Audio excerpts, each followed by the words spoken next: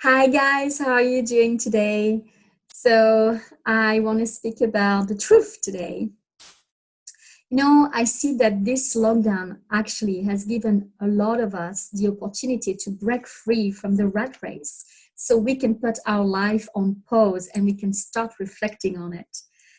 But of course, right now we are receiving an overload of information, so this can be a huge distraction. And also, trying to make decision in this chaos can be a distraction as well, and keeping you off track and away from your joy and your purpose. Yes, we are bombarded by so much contradictory information that it is indeed easy to feel overwhelmed. I know personally, after a day spent on reading news, listening to news, reaching out for news, I feel exhausted at the end of the day. But on the other hand, if I spend a day with children or in nature, I feel lighter and energized. So what's really going on? We live in one world. That's one thing we can all agree on. And yet, I believe that we see that world with different eyes. So already knowing this, how can we even talk about seeing the truth? We each make our own truth about the world. Look at this, by just being born in a specific family, in a specific community, we have each acquired a specific belief system that will filter any new information coming in. All of us, we have been indoctrinated by parents, religion, schools, politician, culture. We have been imposed a limited view of ourselves and the world. We have been distracted away from what I believe are our human nature, our true human nature, such as kindness and solidarity. And instead, we have been led to believe that we had no choice but to fight for our independence. At least I'm talking for the Western world, to live in a box, to have a good job, a family, a house, a car, a retirement plan.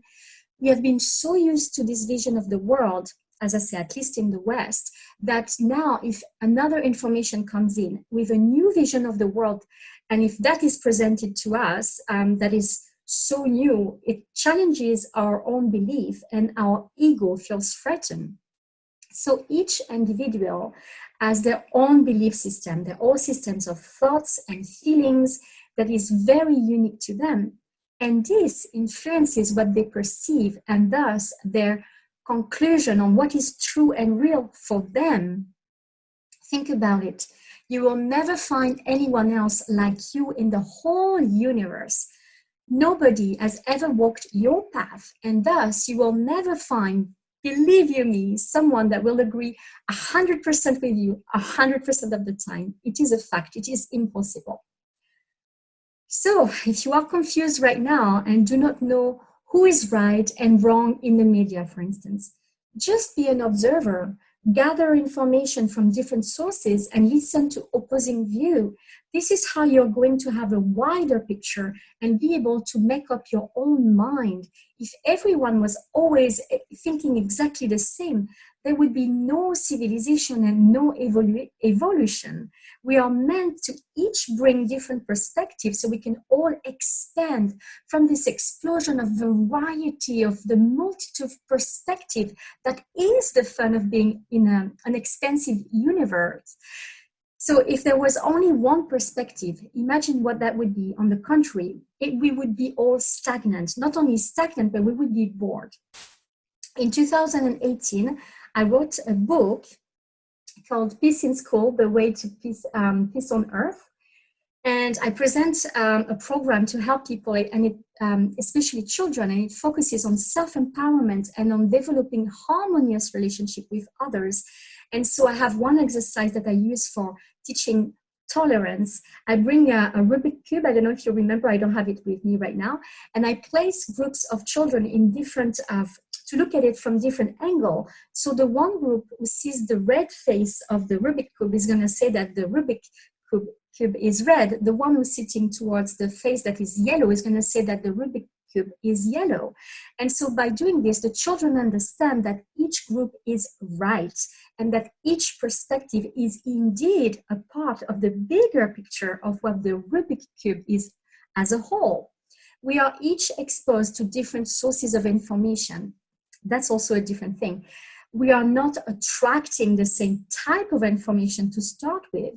And thus, each of us, what are we doing? Is we're gathering a certain number of pieces of the puzzle, and we make our own picture of what is going on. So someone else is connecting the dots in a different way and reaches a different conclusion. So no one is wrong. It is just that each person sees one piece of the puzzle, and each piece of the puzzle is valid, but cannot claim to represent the whole picture. And as William Shakespeare quite rightly said, there is nothing either good or bad, but thinking makes it so. So this overload of contradictory information is creating, I believe, not only confusion, but eventually it's creating now division among us. So what is important right now is not judging a group of people or your neighbor for behaving or thinking a certain way and in a way that's different from yours. What is needed right now is to support each other, to lift each other. We are all doing the best we can at this point. And I had this analogy of an animal analogy that came to me the other morning when I was thinking about doing this talk. So at this point, for instance, you will find some people who have opted for the ostrich position. They don't want to know about anything what's going on until the storm is past. They are hoping that the world is going to come back to the way it was before. Others are acting like efficient meerkats. I don't know if you know the meerkats. They are those little animals in Africa that always stand on their 2 feet and they're very alert. They're one of my favorite animals. So those type of people, or meerkats in that case, they're constantly plugged into what is going on around them. They're super alert and super protective of their families. Others behave like gophers. They're digging deep to discover as much information as possible in the hope of getting to the bottom of the truth. Others are lions already out there defending their right for freedom and for justice. There is no right or wrong. Like in the animal kingdom, each animal has its place, has its function, and they are all part of this earth, and they all have the right to act the way they have decided. At the end of the day, each of them is doing what they have decided and what they believe truly is the best type of action at this time. You know, from the level of the ground, it feels like we are all right now walking through a very dense forest with lots of thick trees all around us, and we can't see our way out. And there are so many paths available within that forest. All paths are valid, you know, and yet, if you look at the spirit perspective, way above the forest, there is a clear sky and everything is way more simple and also united.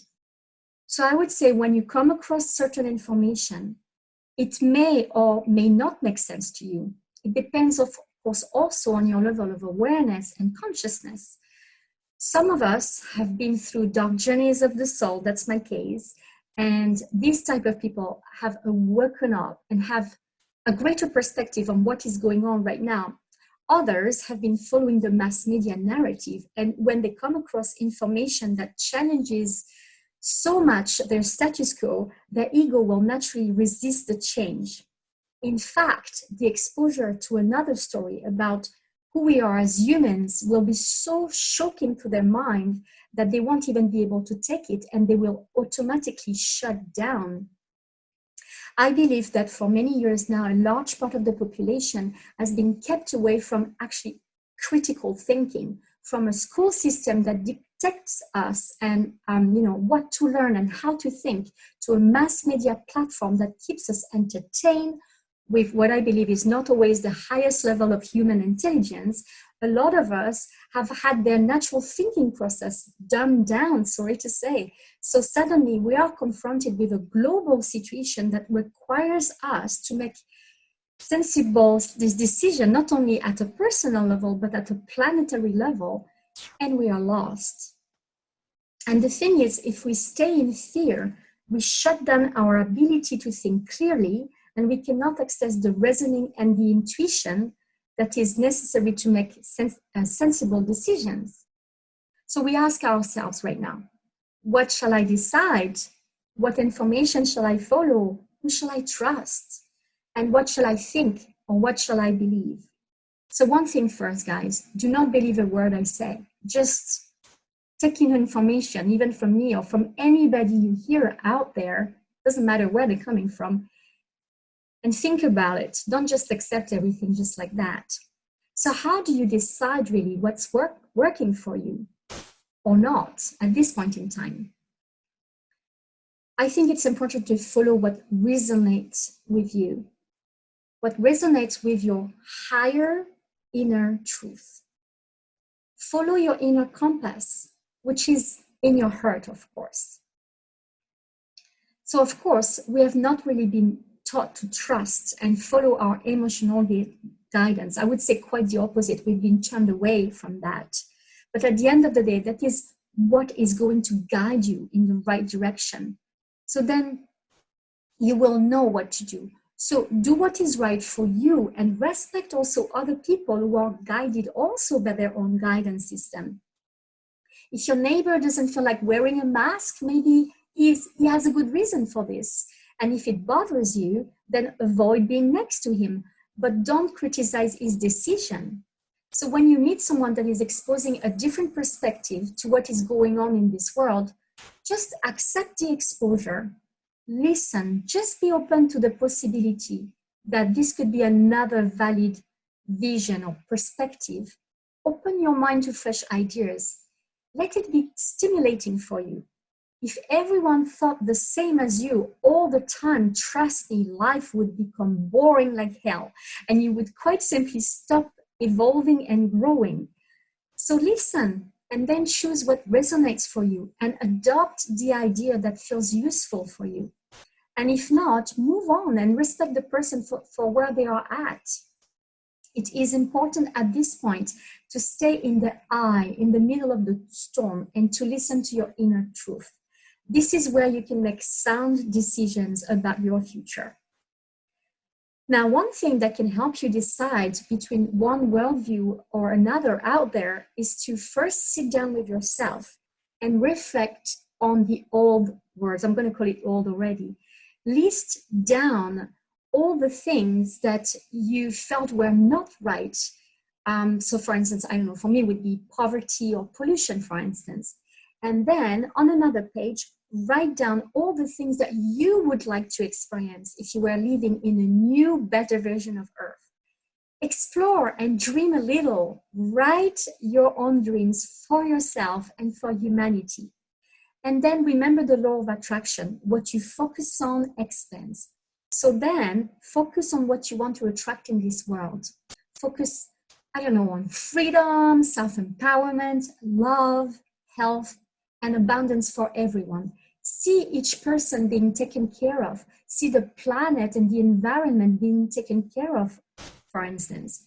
And then, as you are presented with information, ask yourself, does this information help me move away from the things I don't want to see from the old world?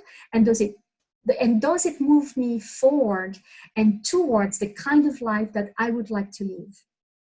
For instance, for me right now, seeing all the possible restrictions of freedom being put in place doesn't move me towards the kind of world that I would like to see. And therefore, I do not resonate with it, and it doesn't work for my heart. So wherever you are an awakened being and you know that humanity is on its path to ascension, or you are following the old rules and believing in the world that, the one world that we had up to now, it is your free choice. Just be honest in your decision. And when you make them, try to come from a place in your heart, not from a place of fear. Another thing that I'm going to share with you, a little technique that is called the sway test.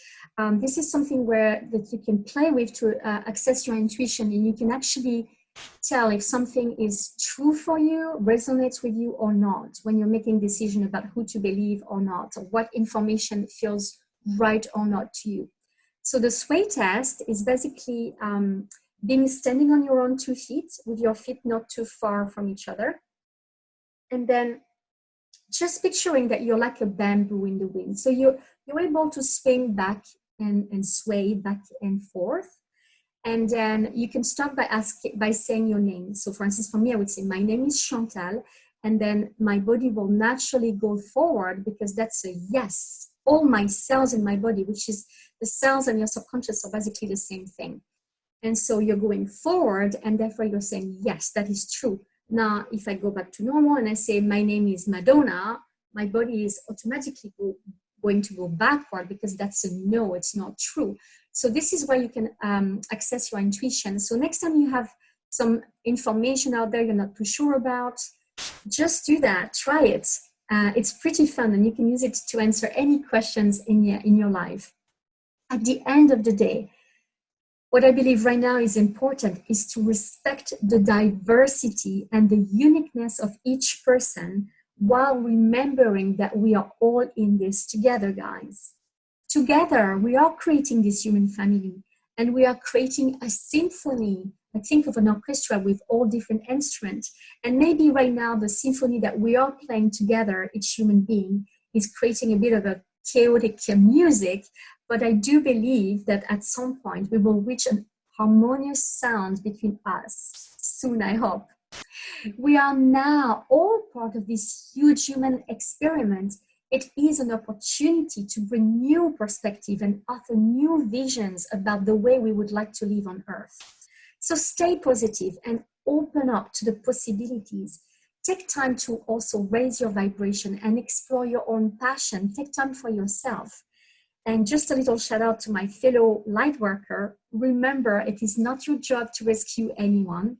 And our job right now as light workers is to hold the light and lead by example. We are the way showers, and we are right now creating the new world. Not tomorrow, we are doing it, and we are affecting the very matrix of the planet. Even if it may not look like we are doing it tomorrow, that it looks like we're way away from the new Earth, I believe it's important to not be mad at all those around us who are not yet awakened. Remember that all is needed is a few candles in the dark room to illuminate the rest. And know that at a higher level, the work is already done, and that the frequency for the new world have already been anchored, and now it's just a matter of time. So, because we're all doing this together, it doesn't matter at which level of openness, awareness, of consciousness you are. It is time to support each other and embrace others, and to shine our light by following our purpose. For me, for instance, I'm following my passion of creating a new type of education. I'm also helping healers and offering their gifts a bit better to the world. We are each creating this world together right now. We are each participating in our own way in the world that we are living right now. So don't wait. I would say also, don't wait for a savior out there. Don't wait for the government. Don't wait for QAnon. Don't wait for whoever you believe in is going to come and save you. You are the ones creating the change. So I'm going to leave you with this. I will leave you with my favorite quote of all time. Be the change you wish to see in the world. Come on, guys. We got this. It's going to be wonderful. Take care.